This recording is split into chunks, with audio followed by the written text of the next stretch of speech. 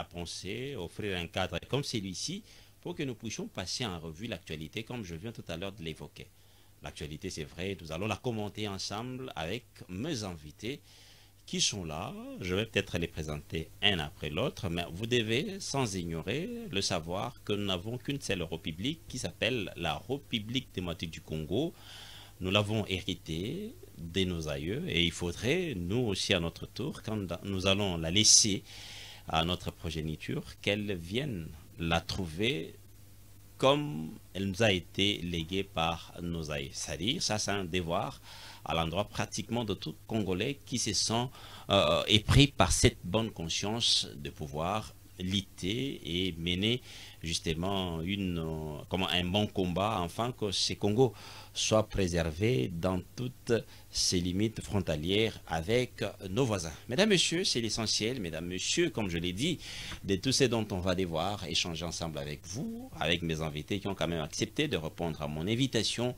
Sans plus tarder, je m'en vais rapidement dire d'ailleurs bonjour à celui qu'on appelle David Kalonji. David, bonjour et bienvenue.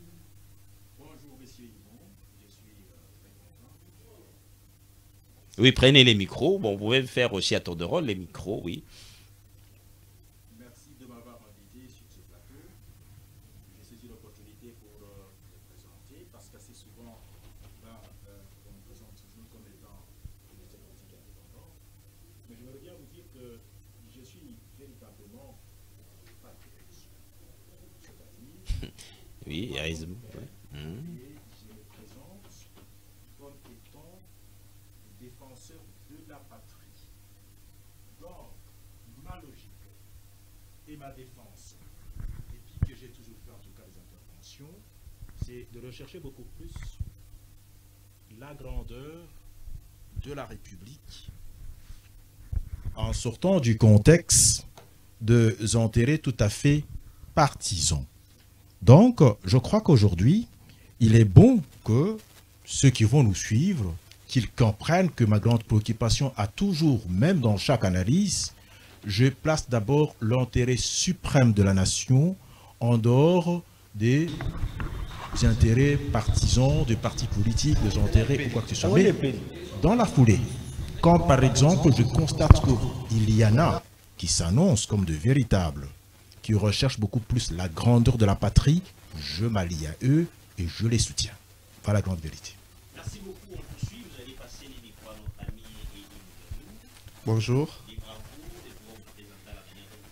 Ouais.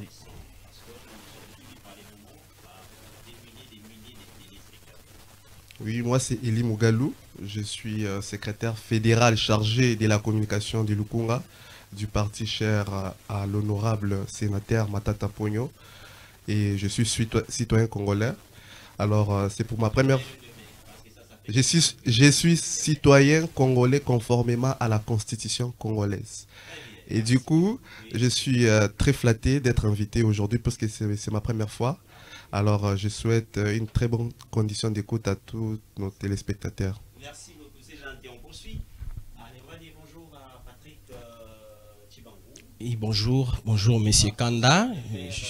C'est Patrick Tshibangou, communicateur de l'UDPS. Je suis très content d'être là avec vous parce que c'est ma première émission ici chez vous à Télé 7. Merci beaucoup. Ok, très bien. Allez, je commence d'ailleurs avec vous. Au regard de ce qui se passe dans la partie est de la République, c'est vrai, la situation reste jusqu'à confuse. On a vu, pas plus tard, il y a quelques jours, on a opéré un choix au sein du gouvernement. Je peux parler équipe gouvernementale SAMA 2.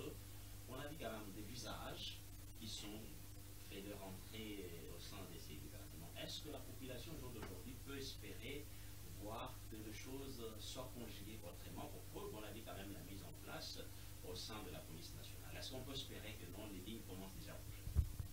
Les lignes ont toujours bougé. Les lignes ont déjà commencé à bouger depuis l'arrivée de Félix-Antoine Tshisekedi à la tête du pays. Il y a un changement qui se voit, à moins d'être aveugle. C'est-à-dire il y a un changement qui se voit avec l'arrivée... Partant de ce que nous avons vécu, c'est partant de ce que nous avons vécu les années passées, avant l'arrivée de l'UDPS. C'est pourquoi je vous dis qu'aujourd'hui, les choses changent petit à petit. Vous savez, détruire un pays, c'est un processus qui ne prend pas beaucoup d'années. Mais reconstruire une nation, une république, ça prend beaucoup de temps et beaucoup d'années. Il faut fournir beaucoup d'efforts. C'est-à-dire, les Congolais doivent être patients parce que la Chine aujourd'hui est la deuxième puissance économique, oui, mondiale, ce n'est pas un fruit du hasard. Attendez, vous allez continuer à demander à la population congolaise d'espérer encore pour combien de temps? Parce que ça va faire déjà au-delà d'une soixantaine d'années que cet État est indépendant, mais bon, les choses restent encore ailleurs. Monsieur le journaliste, je vous dis, l'UDPS n'a jamais participé à la destruction de la République démocratique du Congo. On ne parle pas ici de la destruction parce que vous êtes inscrit dans la République des faire avancer la République. Oui, je vous ai dit tout à l'heure qu'il y a un travail qui s'est fait. Il faut être patient. Avec l'arrivée de certains poids lourds comme Vital Kamerhe et Jean-Pierre Bemba Boussanyamouissi, il y aura encore un travail qui sera ajouté sur le travail qui est déjà fait. Vous ne rencontrez toujours pas ma préoccupation parce que vous dites qu'il faut qu'on attende. Mais pour combien de temps encore? Non, je ne peux pas vous fixer les temps. Très bien, merci. Vous allez passer les micros à notre ami Mougalou. Cher ami, à vous aussi de réagir. C'est vrai, on a vu SAM 2, c'est-à-dire l'équipe gouvernementale avec des nouveaux visages. Je cite Jean-Pierre Bemba qui prend la tête de la défense, Kamerhe à l'économie nationale. Peter Kazadi, c'est lui le patron de l'intérieur. Du côté sport, c'est Kabulo.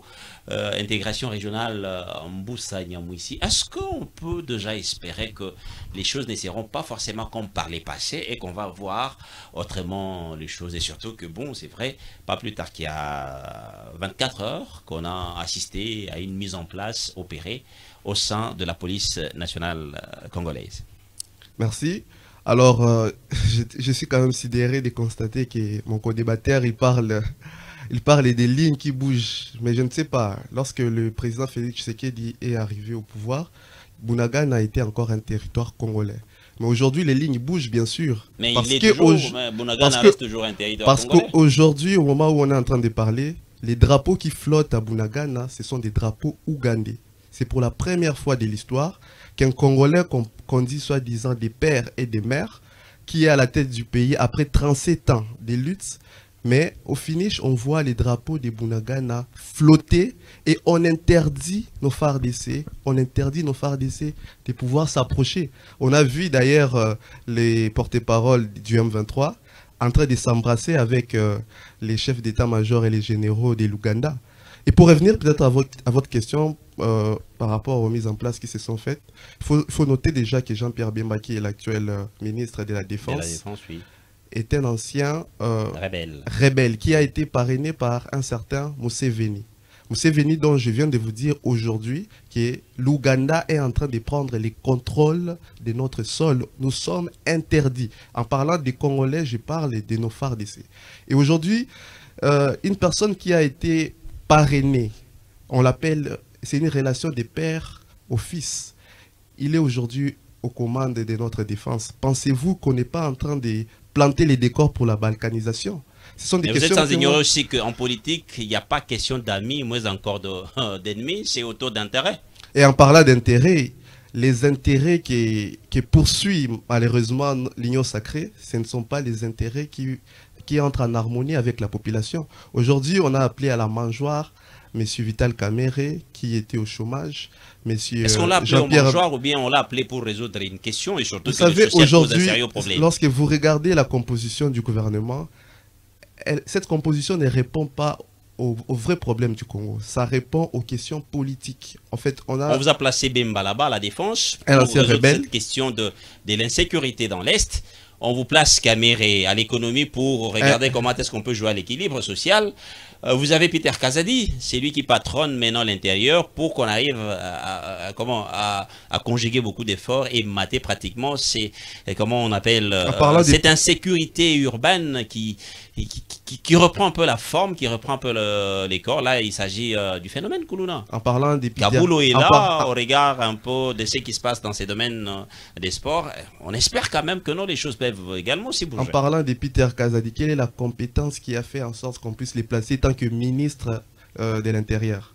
Parce que nous, au LGD, nous prenons... Mais vous ne me direz pas que ce ne sont pas des compétences. Mais il faut manquent. savoir Et que vous surtout que pouvez le poste avoir... ministériel est beaucoup plus politique aussi. Il y a des conseillers qui ils sont là, qui vont devoir faire un peu C'est comme le si gros vous du travail. placez Mouyaya comme ministre, par exemple, de la Défense. Je n'ai pas dit qu'il est incompétent, mais il faut savoir que la compétence est d'attribution. Mais vous êtes sans ignorer aussi que non, les ministères, ce ne sont que des postes beaucoup plus politiques.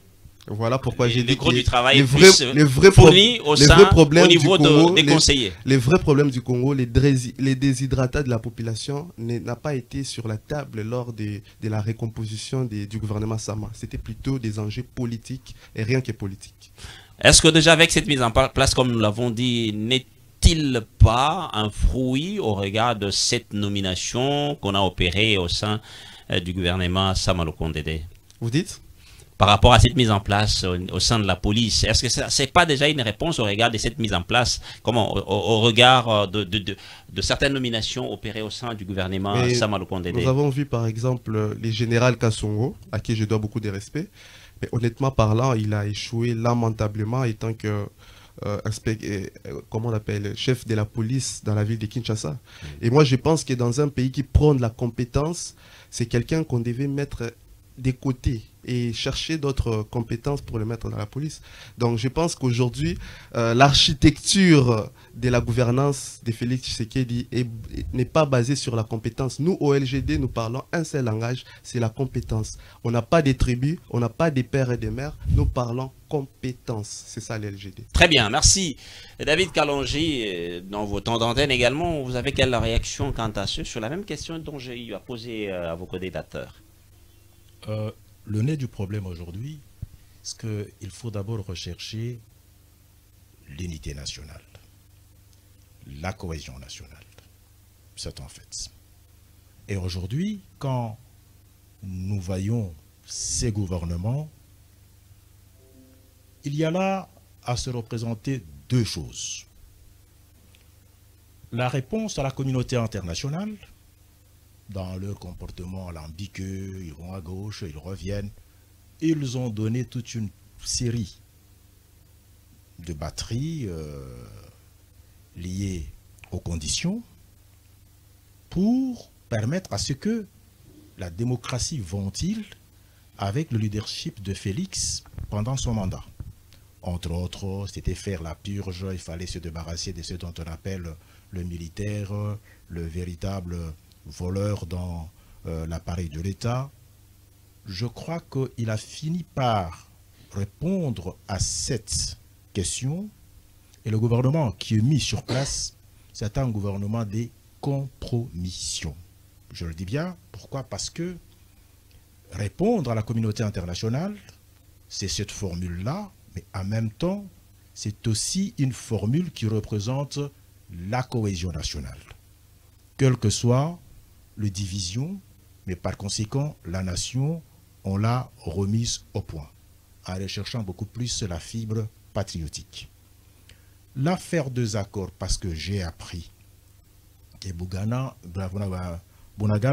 il y a le drapeau ougandais qui flotte, oui. Qui sont ougandais.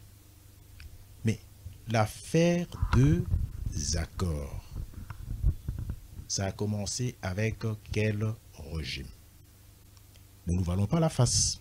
Soyons clairs et objectifs. La patrie et disons les choses clairement de la manière qu'elles se présentent. Aujourd'hui, c'est un serpent de mer parce que en remontant à la surface, on constate que Kabila, le père, c'était vraiment une victime. On l'a pris dans un tournant.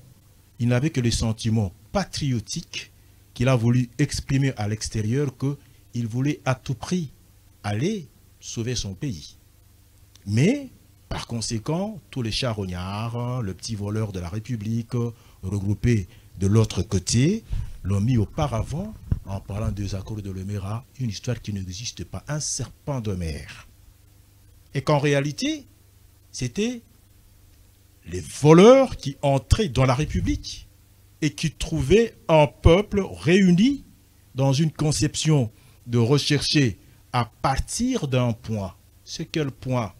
Le peuple congolais réuni à la conférence disait ceci: M. Mobutu, nous voulons aujourd'hui régler le problème de lier les conditions de la vie des Congolais au salaire. Le salaire ne représente pas vraiment ce que le peuple congolais méritait par rapport à la production à cette époque. Et puis, il fallait en finir avec la dictature. Nous jouissions de l'intégrité nationale.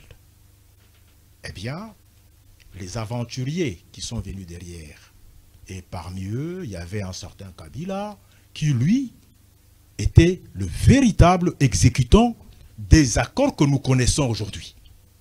Les accords qu'on a ficelés haut et fort, d'une certaine manière, où... C'est quels sont ces accords? Il faut les dire quand même tout haut, parce qu'aujourd'hui, on a abattu Kabila, le père, pour une histoire inventée de toutes pièces, par ceux qui voulaient justement maintenant s'approprier du Congo. Et ils se sont appropriés du Congo avec une série de désaccords où Jean-Pierre qui s'était annoncé. Parce que après avoir fusillé Kabila, le père, on est tombé dans l'histoire de 1+4. On se retrouvait en Afrique du Sud. C'était justement la fête qu'on avait déjà réussi. Il fallait se débarrasser des Congolais. Est-ce que ça c'était une question de fait ou bien il a été question de trouver solution au regard de cette agression? En fait, au regard de... Est-ce que la RDC était attaquée dans tous ses fronts avec des mouvements de rébellion qui voudraient et qui n'avaient que pour rêve atteindre Kinshasa? Et qu'il fallait automatiquement trouver quand même comment sauver la population qui risquerait de servir à la boucherie de Canon. Voilà. Non mais écoutez, quand par exemple Kabila est venu pour déposer Mobutu, c'était comme pour dire il faut abattre la dictature et orienter le pays vers la démocratie. Effectivement. Et ça n'avait rien à voir avec une histoire de Rwandais là derrière. Une histoire de pays limitrophes. C'était l'affaire des Congolais qui voulaient régler leurs problèmes. Mais regarde, mais là, les problèmes, c'est qu'ils sont venus avec une histoire inventée. Ils parlent des accords. Et ces accords n'ont jamais existé. C'était juste l'alibi pour lequel il fallait qu'on abatte celui qui gênait, qui était les Congolais. Et maintenant, après, le véritable étranger des infiltrés ont commencé leur combat. Sur lequel tous les accords que vous êtes en train de dire, Bunagana, avec le reste, on est allé à Addis Abeba et presque partout, c'est avec le règne de Kabila II, qui a été servi par Matata Ponyou. Et aujourd'hui, nous avons en aval le pillage avec Mwanantsutsu qui est en train de revenir, en train de citer des gens qui n'ont aucun accent patriotique et qui n'ont pas servi avec le sentiment patriotique. Et aujourd'hui, laisse-moi vous le dire, il est tout à fait normal qu'on recommence le brèche avec Jean-Pierre, avec sa fibre patriotique, avec le sentiment patriotique qu'il a exprimé dans les armes pour retrouver la nation congolaise. Merci. D'une part. Et de l'autre, il y a Félix qui a exprimé le même sentiment. Mais cette fois-ci, il n'a pas pris les armes. Et c'est ça la coalition. Donc nous osons croire que cette formule, qui est une formule de compromission pour dire on ne va pas négocier, mais par contre, la nation va rester une et indivisible. Merci beaucoup. Vous allez passer les micros à Patrick qui va devoir réagir à cette question. Nous avons tout suivi la mise en place qu'on a opérée au sein de la police. On a vu qu'on a placé ça et là des responsables qui doivent gérer au quotidien la police et pour compte également aussi de la ville-province de Kinshasa. Pensez-vous que de personnes placées sont réellement de personnes, des situations au regard de ce que nous sommes en train de traverser par les moments? Effectivement, les personnes qui sont nommées sont des personnes compétentes. J'aimerais un peu réagir à ce que mon ami à gauche vient de dire. C'est dans votre temps d'antenne, oui. Il a dit que le général Kassongo ne mérite pas sa place. Mais je suis vraiment estomaqué. Parce qu'aujourd'hui, M. Matata, honorable sénateur, en tant que président d'un parti politique, a eu le courage de marcher. Nous l'avons vu marcher. Il n'a pas été matraqué comme nous à l'époque. Quand on était dans l'opposition, à l'époque, Matata a été Premier ministre dans ces pays. Les combattants de l'UDPS, les manifestants de l'opposition ont été tabassés, arrêtés, certains étaient tués. Je pense que malgré les imperfections humaines, parce que tout homme a une partie c'est tout à fait normal d'imperfection, le général Kassongo a bien travaillé et il a mérité sa promotion. Aujourd'hui, il est numéro 2 ou numéro 3 de la police. Moi, je pense qu'aujourd'hui, les personnes nommées à la tête de la police... Mais à un moment donné, la population avait sont compétentes pour exprimé un ras-le-bol au regard de la recrudescence de l'insécurité urbaine dans la ville-province de Kinshasa, notamment le phénomène Koulouna. Le président de la République a pris son temps pour effectuer des changements au sein de notre police. Moi, je crois qu'il a eu ce temps-là et les personnes qu'il a nommées seront capables de trouver des solutions, de répondre à cette insécurité. Dans la ville-province de Kinshasa, vous avez des phénomènes Koulouna. Et puis vous avez des embouteillages monstres, on ne sait plus, sur une distance de moins de 20 à 15 km, on fait au-delà des 5 heures du temps. En ce qui concerne les embouteillages, moi je pense que les responsabilités sont partagées. Vous remarquerez qu'ici à Kinshasa, il n'y a pas de courtoisie routière. Les Wewa, les chauffeurs, ils ne se comprennent pas. Tout le monde est pressé, comme on a l'habitude de le dire. C'est-à-dire, par moment, on adopte les comportements comme si nous étions au stade. Nous étions au stade. Voilà. Parce qu'au stade, tout le monde fait comme tout le monde. Voilà, il ne faut pas rejeter la responsabilité sur la police. Un seul camp, oui. Oui, les responsabilités sont partagées. La population, et surtout les usagers de la route, ici à Kinshasa, ont une part de responsabilité dans ces désordres que nous remarquons, embouteillage, ceci, cela. Et mon ami a parlé de Peter Kazadi. Il a dit que Peter Kazadi n'a pas le profil d'un ministre de l'Intérieur. Je suis aussi étonné. Les postes ministériels sont des postes politiques. Vous venez de l'évoquer ici. Peter Kazadi, c'est un avocat expérimenté. Je lui donne l'exemple de Nicolas Sarkozy. Nicolas Sarkozy était en France ministre de l'Intérieur, un avocat de formation, plutôt un juriste de formation et puis avocat, mais il était ministre de l'Intérieur. Un jour, il sera étonné quand il verra un juriste nommé ministre de Finances. En France, Nicolas Sarkozy, à un certain moment, a été nommé ministre des Finances. Je peux lui donner un autre exemple, Madame Catherine Lagarde, la française. Elle est juriste de formation, mais elle a travaillé en tant que directrice générale du Fonds monétaire international. Réputée une institution qui doit être dirigée par des économistes comme moi. C'est-à-dire, ce sont des postes politiques. Et puis, il faut voir le CV, le curriculum vitae, le passé, le background de la personne. Je peux être aujourd'hui juriste, mais depuis que j'ai commencé, j'étais dans un cabinet d'affaires. J'ai la capacité, le réflexe de travailler, par exemple, dans une banque. Je peux travailler au ministère de l'économie, au ministère des Finances. Vraiment, il doit savoir qu'au-delà des compétences personnelles du ministre, il y a aussi le cabinet.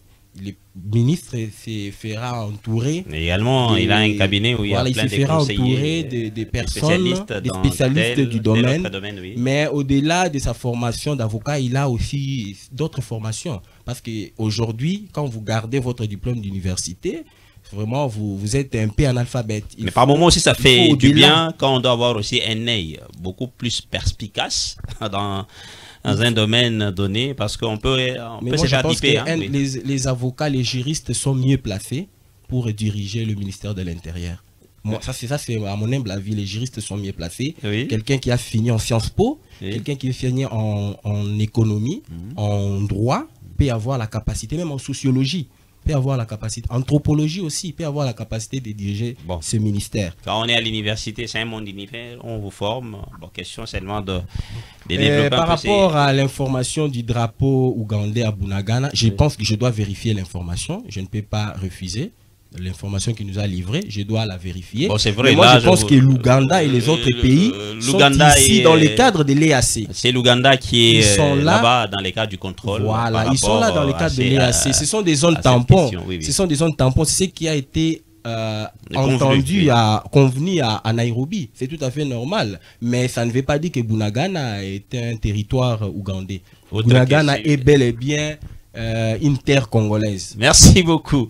Mon ami, allez, à vous de réagir. Est-ce qu'on peut déjà espérer? Je vous pose la question et puis si vous estimerez ramasser ce que l'autre a dit, c'est dans votre temps d'entente, je vais vous sécuriser. Est-ce que déjà avec cette mise en place opérée au sein de la police nationale congolaise, les différentes têtes qu'on a placées ça et là, est-ce que sont-elles des têtes qui vont devoir répondre à cette situation, à cette problématique qui dérange pas mal la population, comment la société congolaise, entre autres l'insécurité d'abord ici dans la ville-province de Kinshasa et les phénomènes embouteillage? Voilà, merci pour la question. Déjà, je vais rebondir. Je sens que je suis un peu handicapé. Je suis en face, au milieu, comme Jésus-Christ. Alors, ici, nous sommes dans des analyses, tout le monde est libre. Oui. Bon, oui. Et je vais répondre rapidement en parlant de l'incompétence plutôt de Nicolas Kazadi, plutôt comment on l'appelle. Vous avez parlé de Peter Kazadi. Peter Kazadi. Je parlais de la compétence et non de la qualification. Il est qualifié peut-être parce que c'est un licencié, mais en termes des compétences, vous savez que Peter Kazadi a été cité dans des affaires étant qu'avocat où il était en train de ravir des carrés miniers. Nous avons tous suivi sur la toile et il n'avait jamais démenti. Alors, pour moi, c'est une personne qui ne représente pas la morale qu'il faut pour être un ministre qui doit sécuriser la nation. Lorsque vous êtes déjà cité dans des affaires comme par exemple des carrés miniers et tout ça, c'est un avocat qui appelle les juges pour les dire faites ceci. Mais il faudrait également aussi en approuver parce qu'on peut voilà être cité, mais bon, voilà dès lors que ça peut être une simpliste dénonciation. Nous savons tous comment, de nos jours, la justice est en train d'être... vous savez, alors pour compléter, en parlant de l'incompétence de notre frère, le général Kassongo, il m'a cité ici, il dit que la population a une part des responsabilités. Mais moi étant que leader, je sais que la police a le droit d'éduquer. Parce que lorsque nous quittons nos domiciles, il y a des voyous, il y a des gens mal éduqués. Mais c'est l'État qui doit éduquer la population. C'est ce que mon co-débatteur ne comprend pas. La police n'est pas là pour dire, voilà, telle personne, il n'a pas une courtoisie routière. Non, la police doit vous éduquer et doit mettre les choses en place pour que les gens se conforment. Lorsque vous allez dans des pays, par exemple, comme le Rwanda, Kigali, vous sentez qu'il y a une certaine discipline. Ouais. La discipline là ne veut pas dire qu'au Rwanda... Est-ce qu'il faut toujours puiser le Rwanda comme modèle? J'ai donné juste un exemple. J'ai donné juste un exemple. Ok, très bien, merci. Ce n'est pas un tabou de suivre. Non, non, je n'ai pas dit que c'est un tabou. Oui, oui, voilà. Et donc, pour revenir par rapport à Matata Pogno, où il parle de la marche plutôt, où Matata Pogno a marché calmement, mais il faut savoir déjà que marcher est un droit constitutionnel. Et lorsque Matata a marché dans toute quiétude, il faut noter, c'est parce que Matata... C'est pas là où l'ami dit que non, les lignes ont bougé quand même. C'est parce que Matata est civilisé. Lorsque nos amis de l'UDPS étaient des opposants, ils étaient en train de marcher pour casser. Voilà pourquoi il y avait toujours des problèmes avec la police. Aujourd'hui, nous avons une opposition intellectuelle, une opposition civilisée. Voilà pourquoi on a la facilité de nous encadrer. Parce que quelqu'un comme Matata ne marche pas pour jeter des pierres. Est-ce que c'est pas cette opposition, n'est-ce pas vrai qu'elle est en face aussi d'un pouvoir qui n'est pas un pouvoir des tyrans? Le problème est que les pouvoirs des tyrans se montrent tyrans lorsque l'opposition également ne réfléchit pas. Par exemple, à l'époque de nos frères de l'UDPS, ils n'avaient pas de marche qui était utile. Aujourd'hui, nous avons marché pour soutenir les FARDC. Mais on a vu aussi par le passé des marches à l'entame comme ça directement. Ce sont des gaz lacrymogènes, ce sont des eaux chaudes, ce sont de balles de foi réelles. Est-ce que c'est parce qu'il y avait l'indiscipline dans le chef de cette opposition? Très souvent, par rapport à l'opposition d'aujourd'hui. Même au début de ces régimes, nous avons vu des marches. En fait, l'IDPS était au pouvoir, mais ils ont marché, les gens ont été tués à l'époque de M. Kabound. Donc, c'est pour vous montrer que l'IDPS, lorsqu'ils marchent, ils sont prêts à casser. C'est différent avec les LGD. Nous marchons en étant civilisés. Est-ce que dans les passés, n'est-ce pas vrai que c'était une marche dans son ensemble? Quand on parlait d'une marche, on voyait pratiquement tous les différents partis qui faisaient d'ailleurs corps de cette opposition. Il n'y en avait pas seulement que l'UDPS. Oui, mais il y avait des marches essentiellement de l'UDPS dans ces pays. Il y avait aussi d'autres marches des coalitions et des plateformes. Et donc, pour répondre à la question, oui. Ce serait trop au but. J'invite la police et les nouveaux membres, bien que je ne leur donne pas les bénéfices. Mais pourquoi? Vous êtes un tout petit peu sceptique? Oui, très dubitatif. Mais je les invite quand même à sécuriser la population, puisqu'aujourd'hui, l'insécurité est grandissante au niveau de la ville-province de Kinshasa. Même à Kitambo, lorsque vous marchez à 17 h, il est difficile d'entrer. Ce n'est même pas question de Kitambo. Non, on se les dise, c'est vrai. Il y a vraiment la recrudescence de ces phénomènes kuluna qui opèrent des fois toute quiétude en pleine journée. Voilà. Vous n'arrivez même pas à entrer dans des avenues parce que vous vous dites vous allez rencontrer des bandits à 17 h, à 18 h. Et c'est compliqué. Alors nous invitons la police et la nouvelle équipe à pouvoir sécuriser la population, qui est un devoir pour eux. tant que l'État. Merci beaucoup. David Kalonji, rapidement, on peut déjà espérer qu'avec cette mise en place, les choses ne passeront pas comme par le passé. C'est déjà une nouvelle donne. Oui. Je crains très fort qu'on commence à produire une république des voleurs qui pourchassent les voleurs. C'est-à-dire que quand on dit que... c'est-à-dire aux voleurs qui pourchassent les voleurs. Et ça, je crains fort d'aller dans ces genres de jeux. Vous insinuez quoi exactement? Je vais revenir là-dessus. Je pousse encore plus loin en disant ceci.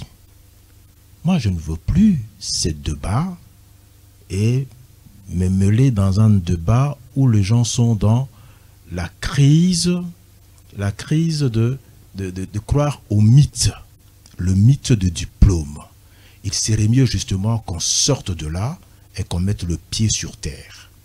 L'intellectuel, c'est celui qui a été dans une formation et qui a même une expérience qui, quand on lui donne une fonction, il sait transformer son millier en billion. Sur cette question, là je réponds en disant ceci.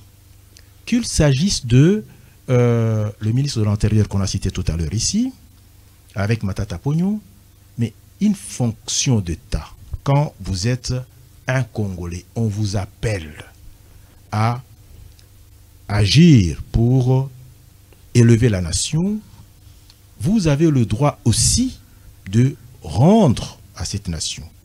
Mais quand on vous retrouve trempé, cité, soit malhonnêtement, ou il y a de preuves, mais il faut venir expliquer à la population que vous n'êtes pas dedans, ou alors ne venez pas là pour dire je vais pour que la nation marche avec moi. À quoi ça ressemble? Faudra-t-il qu'on produise une république de gens qui sont des incompétents, des incapables, qui ont des diplômes et qui parlent de l'expérience, une expérience qui a enfoncé le pays depuis 1960. De quelle expérience dit-on, parle-t-on? Donc je crois qu'aujourd'hui, quand par exemple quelqu'un comme Matata Pognon a été cité dans le truc du style par exemple, il y a eu un immeuble qui a fait vraiment grand succès ici. C'est le bâtiment administratif du gouvernement qu'on a créé. L'hôtel du gouvernement. Et Moana Toutou, je ne sais pas si c'est Moana Toutou, a semblé soutenir des choses pour un patriote, quand par exemple on est cité faussement ou bien c'est vrai.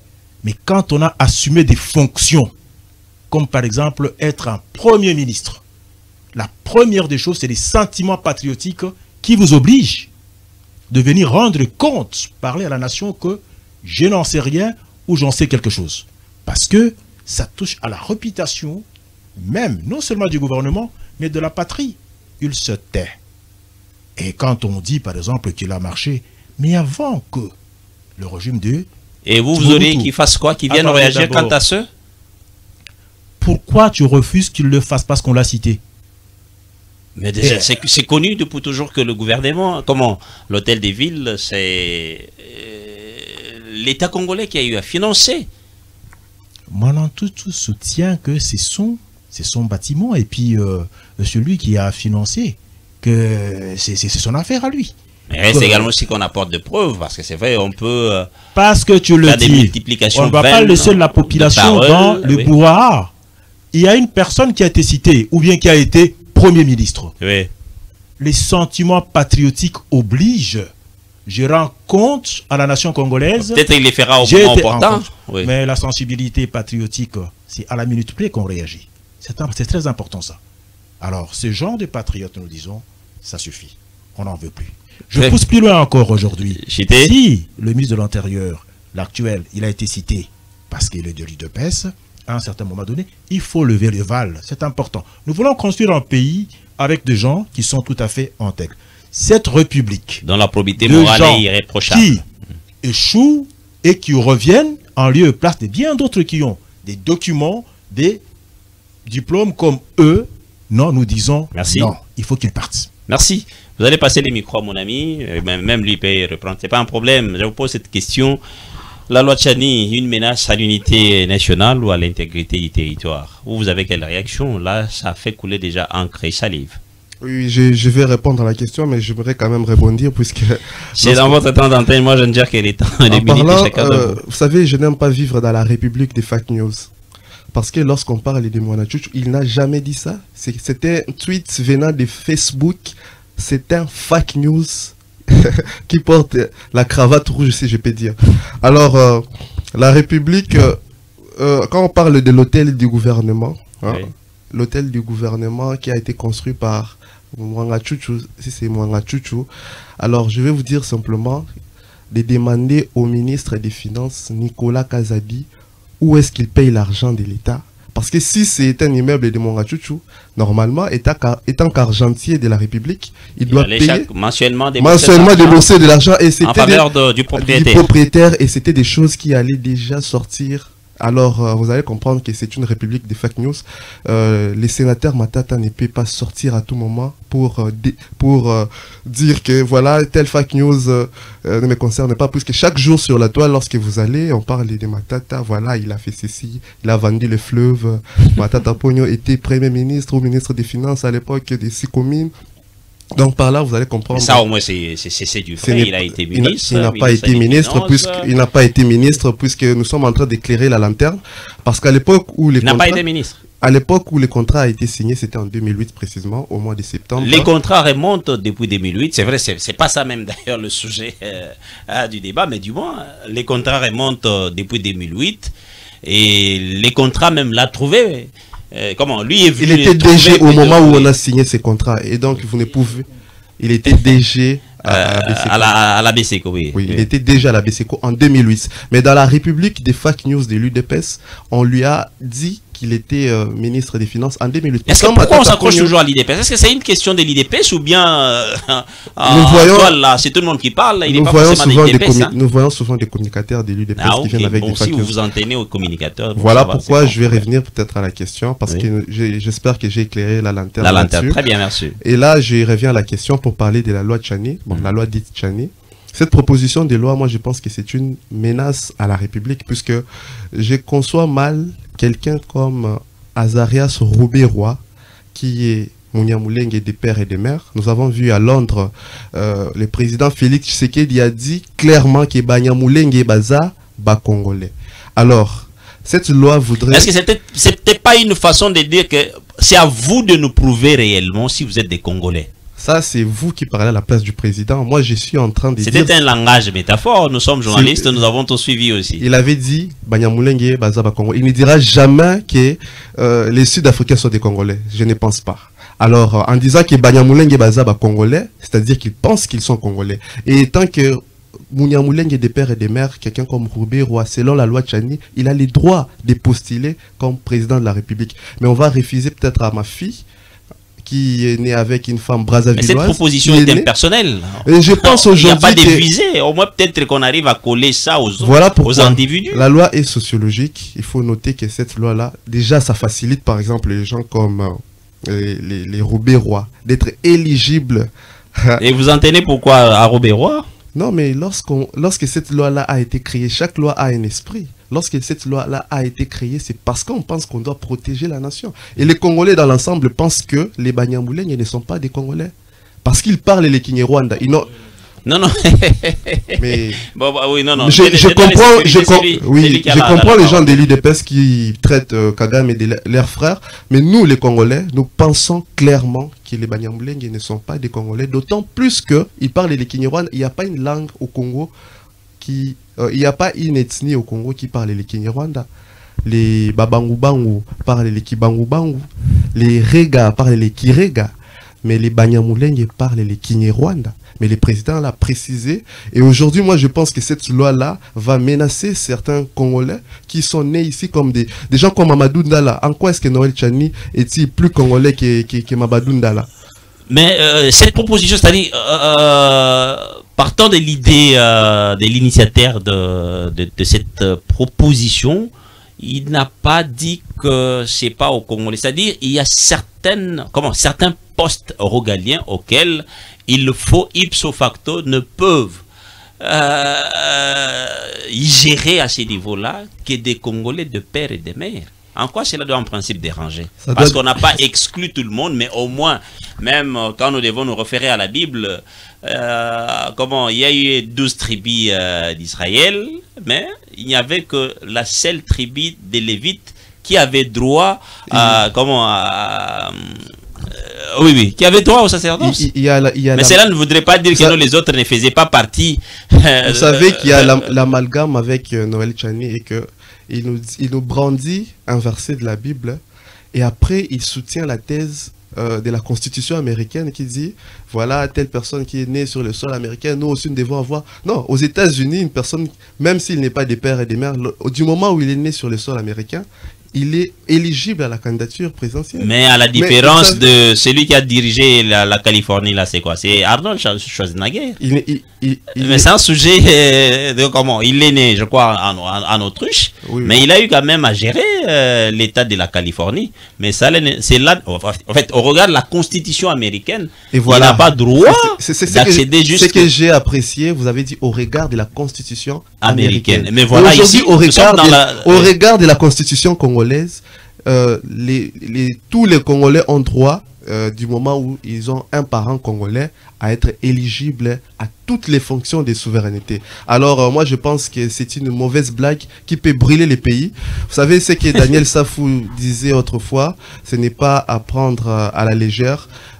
Chaque loi a des conséquences et moi je pense que Noël Tchani qui est entre donc vous n'êtes pas d'accord avec les garde-fous suggérés par Noël Tchani qui est entre guillemets un sujet américain va venir brûler notre pays avec des lois qui ne tiennent pas debout. Merci beaucoup mon ami. Rapidement réagissez aussi par rapport à cette proposition de loi. En quoi cela doit en principe déranger la proposition de Tchani qui estime que ne peut gérer et comment on ne peut gérer à des postes de souveraineté que les Congolais de père et de mère. Avant de vous répondre, j'aimerais un peu réagir à ce que mon ami avait dit lors de la deuxième question.